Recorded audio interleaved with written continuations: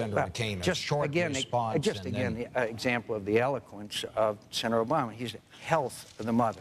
You know, that's been stretched by the pro-abortion movement in America to mean almost anything. That's the extreme pro-abortion position, quote, health. But look, Cindy and I are adopted parents. We know what a treasure and joy it is to have an adopted child in our lives. We'll do everything we can to approve adoption in this country. But that does not mean that we will cease to protect the rights of the unborn. Of course, we have to come together. Of course, we have to work together. And of course, it's vital that we do so and help these young women who are facing such a difficult decision with a compassion that will help them with the adoptive services, but the courage to bring that child into this world, and we'll help take care of it. Let's stop there because I want to get in a question on education, and I'm afraid this is going to have to be our last question, gentlemen. The question is this: the U.S. spends more per capita than any other country on education. Yet by every international measurement in math and science competence, from kindergarten through the 12th grade, we trail most of the countries of the world. The implications of this are clearly obvious. Some even say it poses a threat to our national security. Do you feel that way, and what do you intend to do about it? The question to Senator Obama first. This probably has more to do with our economic future than anything. And that means it also has a national security implication, because there's never been a nation on earth that saw its economy decline and continued to maintain its primacy as a military power. So we've got to get our education system right. Now, typically what's happened is that there's been a debate between more money or reform. And I think we need both. In some cases, we are going to have to invest. Early childhood education, which closes the achievement gap, so that every child is prepared for school. Every dollar we invest in that, we end up getting huge benefits with improved reading scores, reduced dropout rates, reduced delinquency rates. I think it's going to be critically important for us to recruit a generation of new teachers, an army of new teachers, especially in math and science. Give them higher pay, give them more professional development and support in exchange for higher standards and accountability. And I think it's important for us to make college affordable. Right now, I meet young people all across the country who either have decided not to go to college, or if they're going to college, they are taking on $20,000, $30,000, $50,000, $60,000 worth of debt. And it's very difficult for them to go into some fields, like basic research and science, for example, thinking to themselves that they're going to have a mortgage before they even buy a house. And that's why I've proposed a $4,000 tuition credit every student every year in exchange for some form of community service, whether it's military service, whether it's Peace Corps, whether it's working in a community. If we do those things, then I believe that we can create a better school system. But there's one last ingredient that I just want to mention, and that's parents. We can't do it just in the schools. Parents are going to have to show more responsibility. They've got to turn off the TV set, put away the video games, and finally start instilling that thirst for knowledge that our students need. Senator McCain. Well, it's the civil rights issue of the 21st century.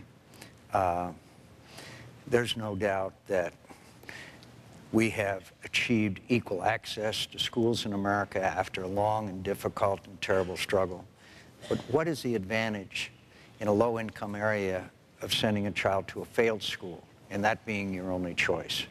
So choice and competition amongst schools is one of the key elements that's already been proven in places like New Orleans and New York City and other places, where we have charter schools, where we take good teachers and we reward them and promote them. And we find bad teachers another line of work. And we have to be able to give parents the same choice, frankly, that Senator Obama and Mrs. Obama had and Cindy and I had, to send our kids to the school, their kids to the school of their choice. Charter schools aren't the only answer, but they're providing competition. They are providing the kind of competitions that have upgraded both schools, types of schools. Now, throwing money at the problem is not the answer. You will find that some of the worst school systems in America get the most money per student.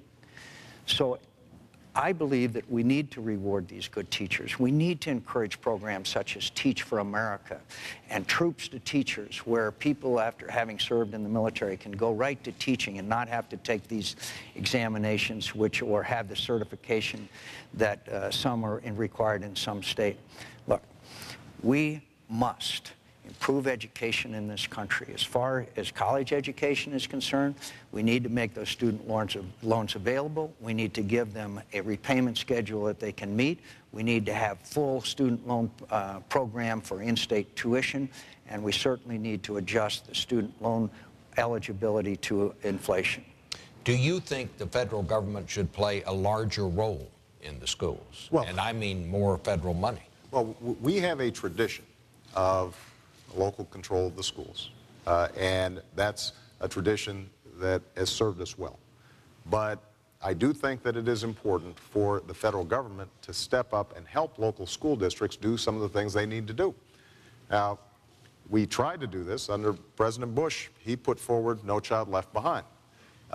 Unfortunately, they left the money behind for No Child Left Behind, and local school districts end up having more of a burden, a bunch of unfunded mandates, the same kind of thing that happened with special education, where we did the right thing by saying every school should provide education to kids with special needs, but we never followed through on the promise of funding, and that left local school districts very cash-strapped. So what I want to do is focus on early childhood education, providing teachers higher salaries in exchange for more support. Senator McCain and I actually agree on two things that he just mentioned. Charter schools. I doubled the number of charter schools in Illinois. Despite some reservations from teachers' unions, I think it is important for us to foster competition inside the public schools. And we also agree on the need for making sure that if we have bad teachers, that they are swiftly, after given an opportunity to prove themselves that they can't hack it, then we need to move on because our kids have to have their best future. Where we disagree is on the idea that we can somehow give our vouchers as a way of curing the problems in our education system. And I also have to disagree on Senator McCain's record when it comes to college accessibility and affordability. I mean, recently, his key economic advisor was asked about why he didn't seem to have some specific programs to help young people go to college. And the response was, well, you know, we can't give money to every interest group that comes along. I don't think America's youth are interest groups. I think they're our future. And this is an example of where we are going to have to prioritize. We can't say we're going to do things and then not explain in concrete terms how we're going to pay for it. And if we're going to do some of the things you mentioned, like lowering loan rates or what have you, somebody's got to pay for it. It's not going to happen on its own.